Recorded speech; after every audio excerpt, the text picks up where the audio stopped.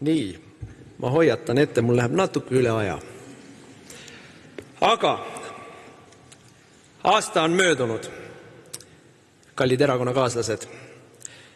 Erakonnale jääb selja taha raske ja raputusi täis aasta, kus meil kõigil oli vaja enda sees läbi katsuda, mille eest me seisame, mis meid edasi tõukab ja mis meid ühendab. Me saime teada, kes on sõbrad, need päris sõbrad, kes on tuulelipud, kes salaviha pidanud vaenlased. Me läbisime puhastuse. Täna saame jälle pidada oma kongressi nii, nagu me oleme harjunud. Tuleme kokku hea meelega, rõõmsas tujus, et innu ja pühendumusega panna paika oma erakonna töösuunad ning valida ametisse need, kes viivad meid järgmistele valimistele. Eesti Konservatiivne Rahvaerakond on ühtehoidvam kui kunagi varem, motiveeritum kui kunagi varem, tugevam kui kunagi varem ja pole kahtlust, et üsna varsti ka populaarsem kui kunagi varem.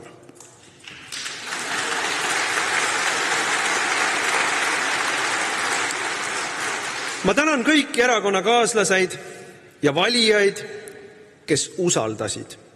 Ei kaotanud pead, ei lasknud end mürgisegajatel üles sässitada, ei läinud kaasa üles klopitud hüsteeriaga. Tark ei torma. Eelmist aastat kokkuvõttes saame öelda, et rahulolematud valisid oma tee ja see tee on nad viinud täpselt mitte kuhugi. Meie jäime kindlaks oma teele ja meie marsime edasi uute saavutuste ja võitude poole. Ja tööpõld on oi kui lai. Eesti on ohus. Meie püsima jäämine rahva ja riigina on ohus. Meie püsima jäämine vaba ühiskonnana on ohus. Me vajame külma pead ja raudkanget selgroogu, et siit rahva ja riigina edukalt läbi tulla. Õnneks võime ilma igasuguse valehäbita öelda, et meil on olnud ettenägelikkust. Me oleme probleemide eest hoiatanud, me oleme neile lahendusi pakkunud. Me teame, mida on vaja teha ja me teame, et meil jätkub südikust seda teha. Selleks, et probleemi lahendada, tuleb kõigepealt sõnastada, mis üldse on probleem. Mis on need asjad, mis meid ohustavad, meie vabadust, jõukust, rahu ja kestmist ähvardavad. Ilma ausa ühiskondliku diagnoosita pole võimalik asuda ellu viima ka tõhusat ravi.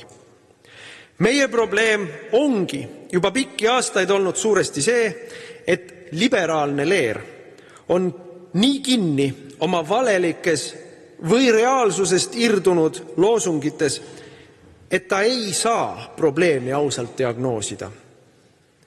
Kui sa ikka põlevate silmadega räägid, et eksisteerib väidetav teaduslik konsensus, nagu inimestel oleks üle 20 erineva soo, siis kuidas sa lahendad iibe probleemi? Kui sa korruptiivsete miljardite kantimise huvides tuimalt seletad, et meie suurim mure on tegelikkuses mitte eksisteeriv kliimakriis, ja selle välja mõeldud kriisi lahenduseks on atmosfäärist vaja kokku korjata sellest imepisikese osa moodustav CO2, siis ei olegi võimalik lahendada energiakriisi. Vastupidi, nii tekitatakse hoopis uusi kriise nii põllumajanduses kui tööstuses kui rahanduses. Ideoloogilised krambid ei luba näha tegelikke probleeme ja korruptiivsed krambid ei luba pakkuda tegelikke lahendusi. Ma kuulen väga sageli liberaalsest leerist ja nende suuvoodriks olevast liberaalsest meediast retoorilist õhkamist.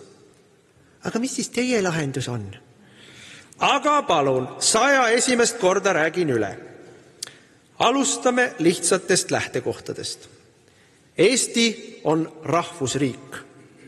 Nii näeb seda ette meie põhiseadus, nii vaatavad oma riigi poole siinsed põliselanikud ehk eestlased, nii võtavad seda ka muide enamus siin elavaid mitte eestlasi. Rahvusriik saab püsida, kasvada, õitseda, kui meil on Eesti lapsi. Meie kõige suurem ja ohtlikum strukturaalne probleem Eestis on vähene sündivus. Sellele lisandub ohtlikult suur eestlaste väljaränne ning eelmist kahte probleemi võimendab ohtlikult suur sisseränne. Demograafiast algab kõik. Kui me ei suuda pöörata sündivust positiivseks, siis kõik teised probleemid ei vajagi enam tähelepanu, sest nad on juba mõne inimpõlve pärast kellegi teise mure. Nii pensionid, koolisüsteem, arstiabi, riigikaitse. Kui eestlased ei ole enam enamuses siin riigis, kui see ei ole enam meie riik, siis pole enam meie mure. Kust tuleb riigieelarve raha, kuidas tagada julgeolek või kuidas saada arsti juurde. Seega peame mobiliseeruma ühiskonnana traditsioonilise peremudeli kaitsele ning muutuma kõige laste, emade ja isade sõbralikumaks ühiskonnas terves maailmas. Seda ei saa teha, pidades samal ajal vahutavaid kõnesid homoideoloogia kaitseks, edendades lasteaedades ja põhikoolis Nokulaulu saatel perversseid valesid 10 sugudest, söövitades noorte ajusid juttudega sellest, kuidas kõige tähtsam on ülikool ja karjäär ja reisimine ja üldse, kellele neid lapsi või meest vaja on. Feminism on kõige õelamalt naistevaenulik ideoloogia transideoloogia kõrval, kuna ta doktrineerib noori naisi uskuma, et neil ei ole vaja eluaegset meeskaaslast ja neil ei ole vaja emadust. Samal ajal suunab äärmusliberaalne ideoloogia noori mehi elama isekalt, hoiduma vastutusest, käituma tuleviku peale mõtlematult ja loobuma nõudlikkusest enda suhtes. Need valed suunavad inimesi valikutele, mis teeb nad üksikuks, õnnetuks ja vihaseks ja mille lõpus on kibestunud tõdemus, et oma elu kõige ilusamatest, kestvamatest ja sügavamatest õnneallikatest ehk lastest ollakse ise lahti öelnud. Ja selleks ajaks, kui seda mõistetakse, polegi võimalik enam vigu parandada.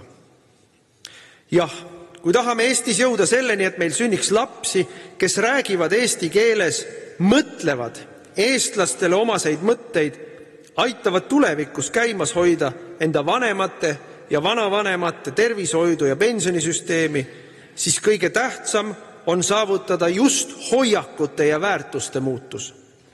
Ja alles siis on mõtet lisada siia majanduslikud motivaatorid. EKRE programm pakub siin kõiki lahendusi. Lisaks väärtusküsimustele ka maksusoodustusi noortele peredele, oma kodu soetamisel kodunaenu kustutamist riigi poolt laste sünni järel, laste toetusi nii suurperedele kui neile, kellel alles perre sünnivad esimesed lapsed. Loomulikult ka kodulähedase kooli olemasolu, loomulikult võimalust käia trennis või huviringis, loomulikult võimalust külastada muuseumeid ja teatreid, nii et see sind vaeseks ei tee. See kõik on tehtav. Sellele raha leidmine ei ole ületamatult keeruline ja mis peamine. Ilma selleta kõigele muule raha leidmine on mõttetu.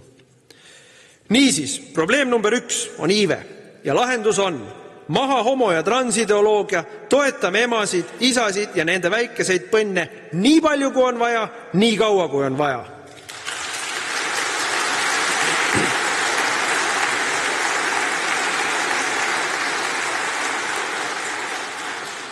Kui me seda õigel viisil teeme, siis pöörame oma sündimuse kasvule ja oleme 100 aasta pärast mitte miljoniline kahanev rahvas, vaid 2 miljoniline kasvav rahvas.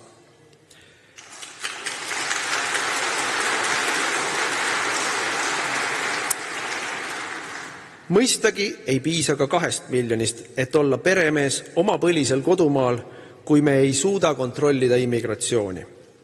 Maailmas elab lõpuks 8 miljardit inimest. Niisiis kordame üle.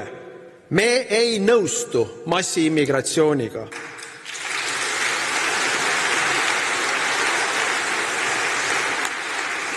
Ja kordame ka selle üle.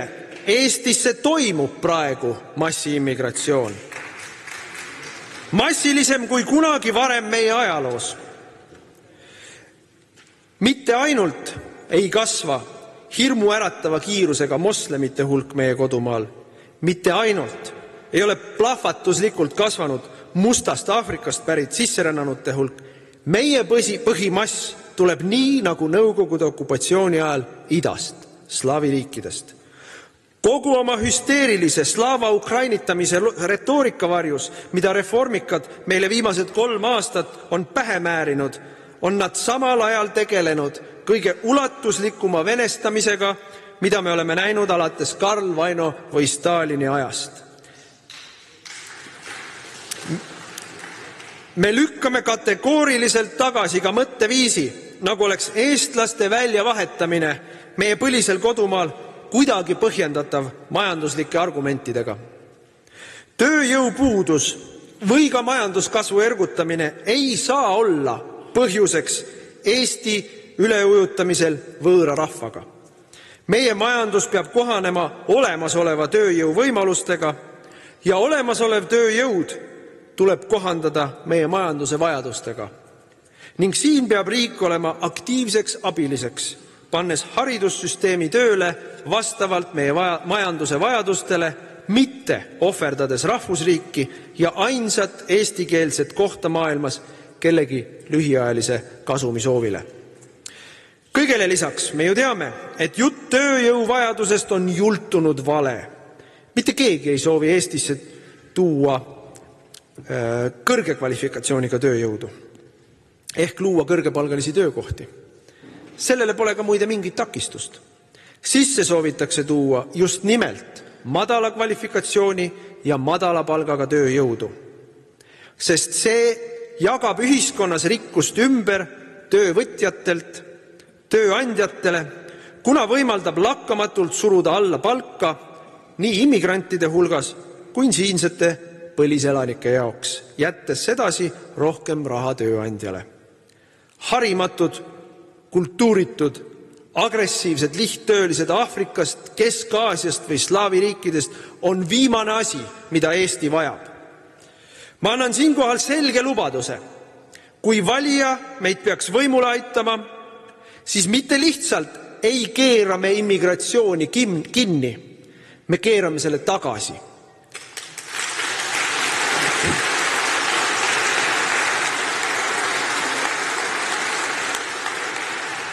Kõik, kes on alates 2016. aasta immigratsioonireeglite lõdvendamisest Eestisse tulnud, peavad siit lahkuma.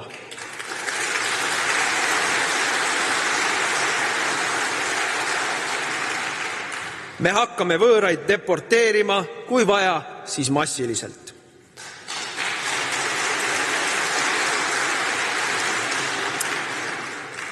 Muidugi, tavalist inimest teeb murelikuks see, et tema silme all muutub ta võõraks oma kodumaal. Aga igapäevaelus pigistab siiski lakkamatult üha raskemaks muutuv majanduslik toimetulek. Mäletate kõik seda hirmsat kisa, mida reformierakondlased tegid, kui EKRE oli valitsused, langetas makse, kütus maksis alla euro liitrilt, elekter maksis alla 4 sendi kilovatilt ja majandus kasvas. Küllap ikka mäletate. Meid süüdistati selles, et me võtame võlgu, ajame riigieelarve defitsiiti, kulutame reserve. Kõik see oli muidugi vale. Ainus aasta, mil me suurelt laenasime ja eelarve oli defitsiidis, oli 2020 ehk koroona aasta. Ja juba siis oli selge, et kriitika oli parimal juhul ekslik, halvimal juhul võlts ja valelik. Järgnevad aastad on seda ainult kinnitanud. Koroonakriisi ajal külmutasime muide riigi kulutused, võtsime laenu, et aidata tööturgu ja ettevõtlust ning alandasime makse, et soodustada majanduskasvu. Tulemuseks oli Euroopa kõige väiksem majanduslangus 2020. aastal ja Euroopa kiiremaid majanduskasvusid 2021. aastal.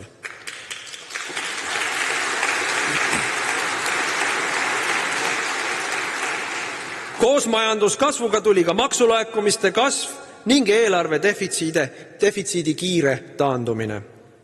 Kogu selle ilusa ja hea majandusring rahanduspildi nii-öelda rääkisid või õigem oleks öelda röökisid koledaks reformierakondlased. Mäletate kõik seda juttu, mida hakkasid reformikad rääkima, kui meie valitsus oli kukutatud, et nüüd nemad hakkavad eelarvet korda tegema ja võlgu elamist lõpetama. No kuidas see neil välja kukkus? No, alates 2022. aastast on majandus olnud languses. Igal aastal, mil Reformierakond on olnud valitsuses ja Reformierakonna käes on olnud peaministri, rahandusministri ja Riigikogu rahanduskomisjoni juhi kindel juhtimine, on suurenenud riigi võlakoormus miljardi ja 1,5 miljardi vahemikus igal aastal ning riigi võlakoormus on kasvanud 5 aastaga 2-kordseks. Kasutusele on võetud nii haigekassa kui töötukassa reservid. Keeruliseks ja ebaefektiivseks on aetud senine maksusüsteem ning tappa tippu on tõstetud kõiki makse. Teisisõnu, Reformierakond on teinud kõike seda, mida ta lubas tulla ära hoidma ja millest ta kõiki teisi kogu aeg süüdistab. Ning eelarve tasakaalu jõudmist ei ole kusagilt isegi veel paista. Vastupidi, nüüd, mille Euroopa Liit lõdvendas eelarve reegleid, isegi enam ei teeselda, et kavatsetakse tasakaalu jõuda. Tekib küsimus, kuhu see raha siis kõik läheb. Meil ei ole tuluprobleemi. Riigi tulud suurenevad hoolimata kahanevast majandusest igal aastal väga jõuliselt. Aga kulud suurenevad veel kiiremini. Meil on kuluprobleem. Jah, loomulikult tuleb kärpida.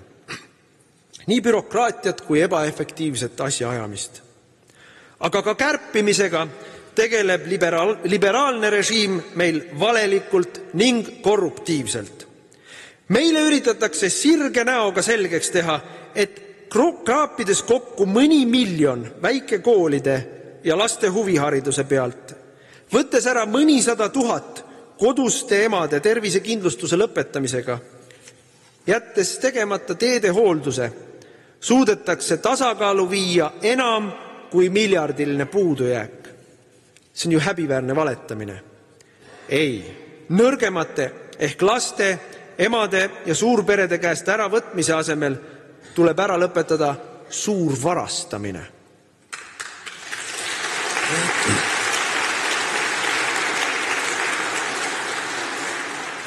See, mis meid pankrotti viib, on rohepööre.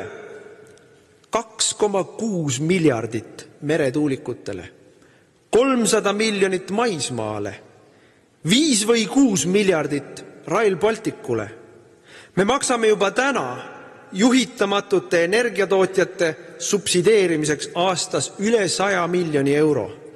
Me maksame 100 miljoneid eurosid aastas ideoloogilistele MTÜ-dele, kes teevad meile homoideoloogilist ajupesu, transideoloogilist koolitööd, käivad ettevõtjate ja riigiga kohut, et sulgeda igat tootmisüksust, millele nad vähegi küüned taha saavad, ostavad maksumaksjalt saadud rahaga poliitilist teenust lobistidelt, et nood veenaks poliitikuid veel rohkem raha andma neile samadele ideoloogilistele MTÜ-dele. Kui me vaatame, kui suur on meie riigi eelarve defitsiit, umbes 1,5 miljardit aastas, ja paneme sinna kõrvale kliimapoliitika, MTÜ-de korruptsiooni ja muidu bürokraatliku raiskamise kulud, siis see ongi umbes 1,5 miljardit aastas. See tuleb ära kärpida, mitte väikekoolid, huviharidus, teehooldus või tervishoiuteenused.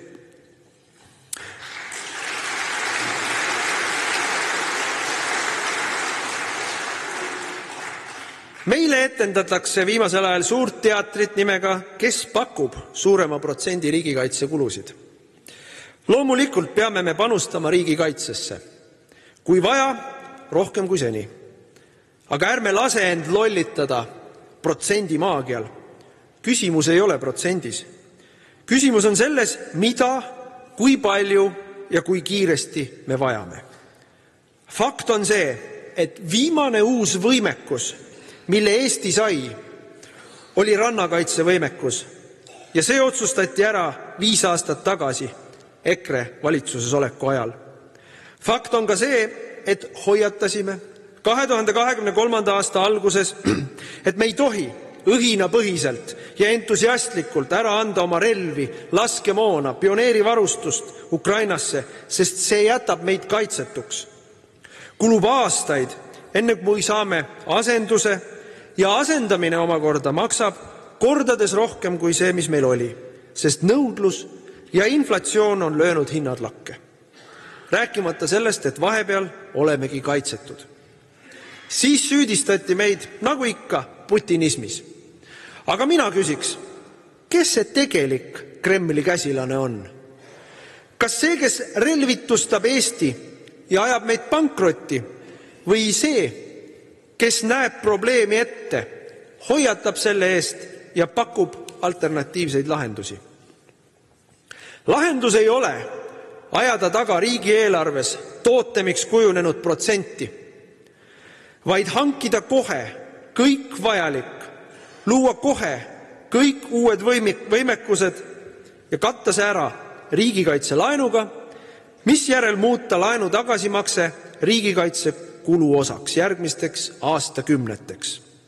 Sel viisil saame kõik, mis meil vaja on, kohe kätte, hoiame riigikaitse kulu ühiskonnale ja majandusele talutavas määras, ütleme umbes 3% SKP-st. Me pakkusime muide seda lahendust välja 2020. aastal, kui me olime valitsuses. Uuesti 2021. aastal opositsioonis ja uuesti 2022. aastal, kui algas Ukraina sõda. Kedagi ei huvitanud ja euroreeglid ei lubanud. Aga protsendist veel. Kui majandus kasvab ja SKP on suurem, siis saab sama protsendi eest oluliselt suurema summa kulutada, kui majanduslanguse ajal ära kärbunud SKP võimaldab. Selle tõttu on valelik ja eksitav tänase valitsuse hiigelsuure kaitsekulu protsendiga tuututamine. Meil võiks vabalt olla väiksem protsent, kui meil oleks suurem ehk jõukam majandus, summa oleks ikka sama suur või suuremgi. Ja kuidas me siis saame jõukama majanduse? Nagu Donald Trump ütles, majanduse võti on odav energia. Ja meie teame, kuidas saada odavat energiat. Meil on vaja lükata pikema jututa kõrvale rohešarlatanid, kes noolivad miljardilisi subsiidiume ja meil on vaja liikuda lihtsa, kuid tõhusa plaaniga. Järgmised 2-3 aastakümmet teeme odavat elektrit põlevkivist. Selle aja jooksul ehitame tuumajaama, mis annab meile odavat elektrit veel 100 jagu.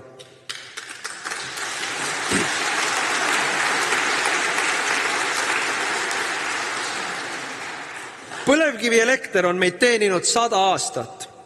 Ta ei ole meid ära mürgitanud, ei ole maailma põlema pannud ja tänasel päeval on tema tootmine puhtam kui kunagi varem. Ta on kalliks aetud maksude, lõivude, piirangute ja regulatsioonidega ehk riigi otsustega. Piisab, kui tulevad teistsugused poliitikud, teevad teistsugused otsused ja elekter on taas sama odav, nagu ta oli 5 aastat tagasi, kui EKRE oli võimul.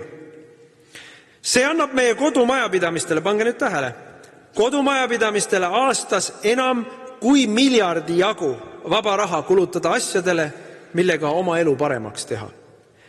See annab meie ettevõtetele aastas 2 miljardi jagu vaba raha, millega investeerida tootmisse ja tootlikkusse, maksta paremaid palkasid, saavutada sisendhinna arvelt turul konkurentsieelist.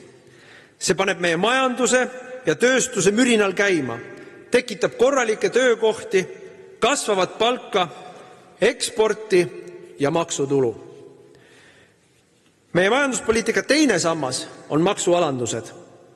Paari viimase aasta jooksul on end parempoolseteks nimetavad parteid teinud Eestis maksutõuse 1,5 miljardit eurot aastas meie kõigi taskust. Käibemaksutõus, tulumaksutõus, ettevõtte aktsiisimaksutõus, maamaksutõus, automaks, ettevõtte tulumaks. Kõik see on teinud Eesti inimesi vaesemaks, Eesti ettevõtteid konkurentsivõimetuks, kütnud inflatsiooni ja surunud maha majanduskasvu. Ma annan selge lubaduse. Kui valijad meid uuesti võimule aitavad, tühistame kõik Reformierakonna valitsuse ajal tehtud maksutõusud ning uued maksud.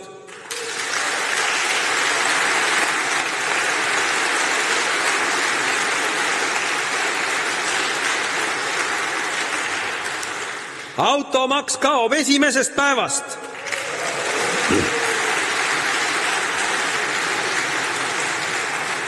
Muud maksutõusud samuti. Makse tuleb alandada, mitte tõsta. Me teame muu maailma kogemusest. Me oleme seda näinud ja teinud ise siin Eestis. Maksude alandamine toob majanduskasvu. Majanduskasv toob maksulaekumiste kasvu.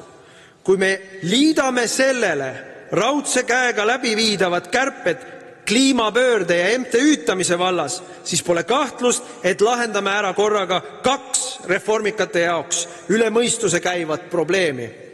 Kõigepealt saavutame majanduskasvu ehk inimeste jõukuse kasvu ning samaaegselt riigieelarve tasakaalu. Ja me teeme seda kõike, tehes ära ka vajalikud investeeringud riigikaitsesse.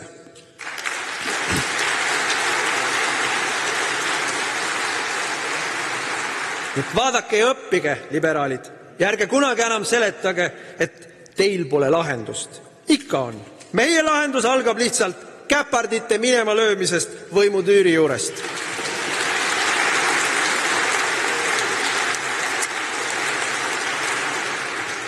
Vaat see nõuab aga erilist südikust ja sitkust.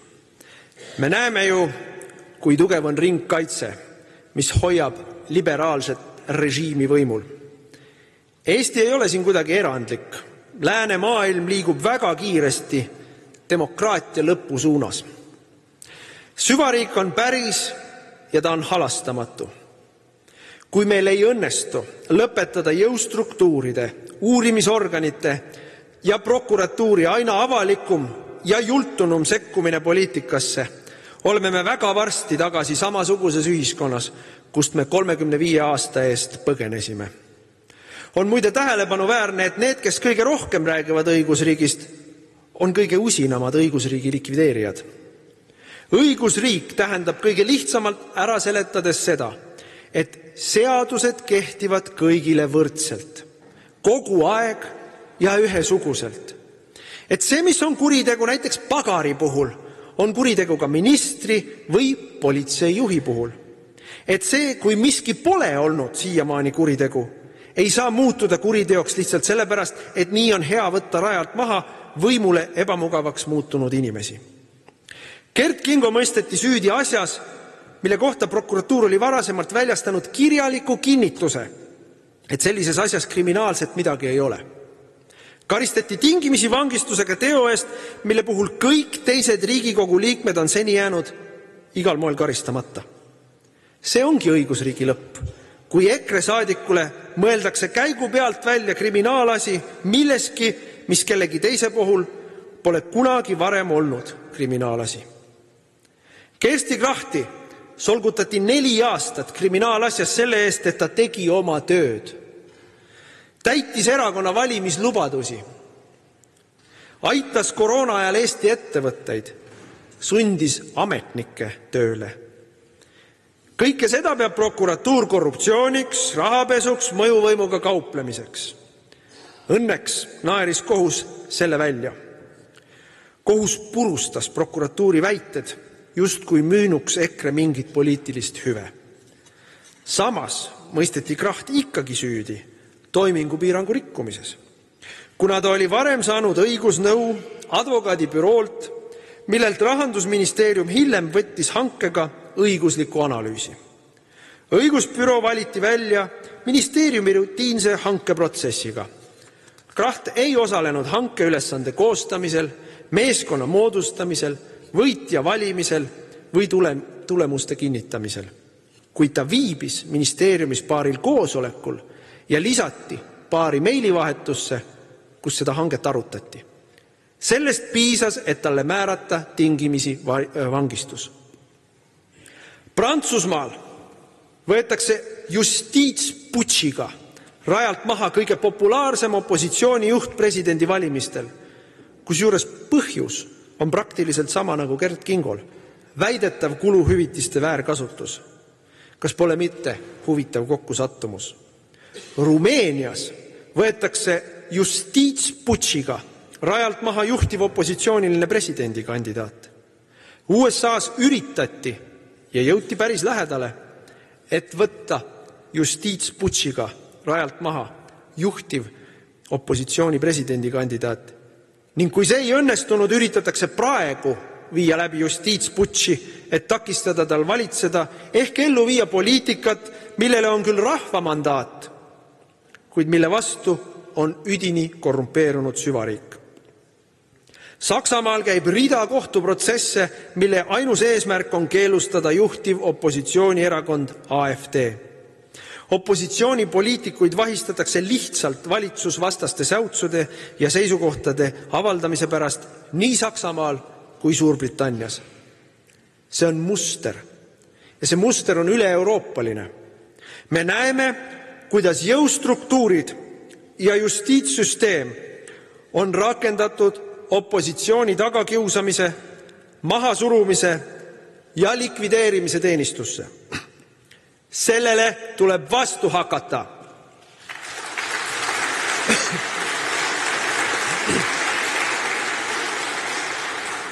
Ma luban, et kui valijad aitavad meid võimule, lõpetame ära võimu kuritarvitamise süvariigi poolt.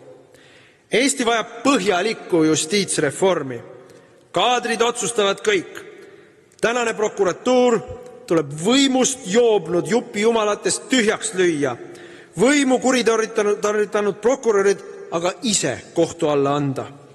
Jõustruktuurid tuleb ümber formeerida ning allutada tegelikule demokraatlikule järelevalvele. Kogu ühiskonda oma terrori all hoidev, kõike nägev kurisilm tuleb välja torgata.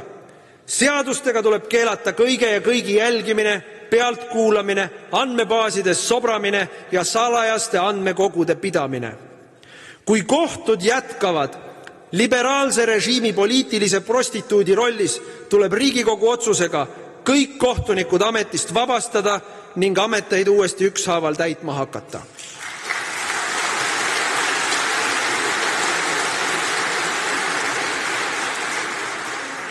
Sest kaalul on Eesti vabadus. Kaalul on meie põhiseaduslik kord.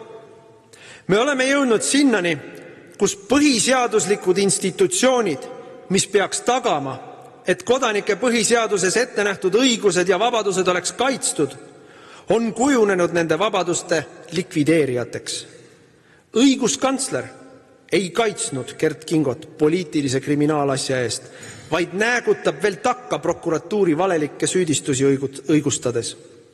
President ei kaitsnud Riigikogu opositsiooni valitsuspartei jõuvõtete eest ja kuulutas välja kõik seadused, mis olid läbi surutud protseduuri reegleid rikkudes nii ise põhiseadust ja õigusriigi toimimist. Riigikohus ei kaitsnud poliitilist vähemust ehk opositsiooni põhiseaduse ja Riigikogu kodukorra rikkumise eest, nõustudes muide, et seaduseid on tõesti rikutud, kuid see on põhjendatud, kuna valitsusel ehk võimul oli nii vaja. Ainuüksi selle otsuse eest tuleks kogu tänane Riigikohtu koosseis tootvale tööle saata.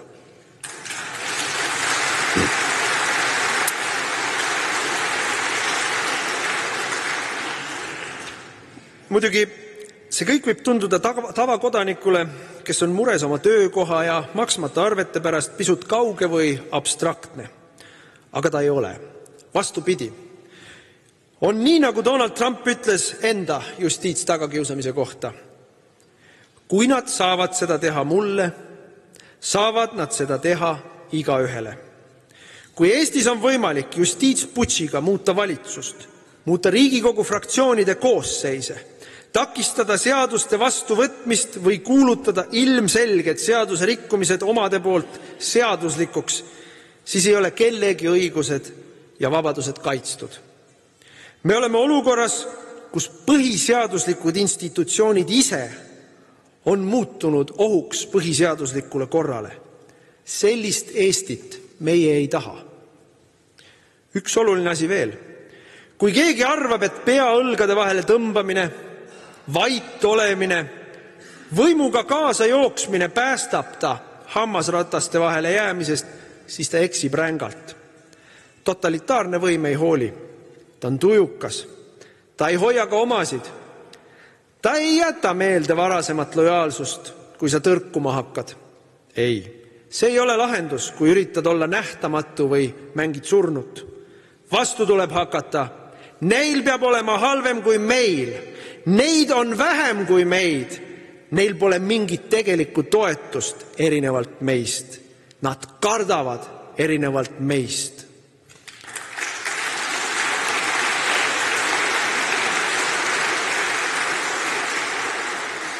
Vaat nii me Eesti vägevaks teemegi. Julgelt, südikalt, ühte hoides, õiget ja valet ära tundes, õiguse ja õigluse eest seistes. Küsite, et kes meie? Eks ikka EKRE. Eesti Konservatiivne Rahvaerakond.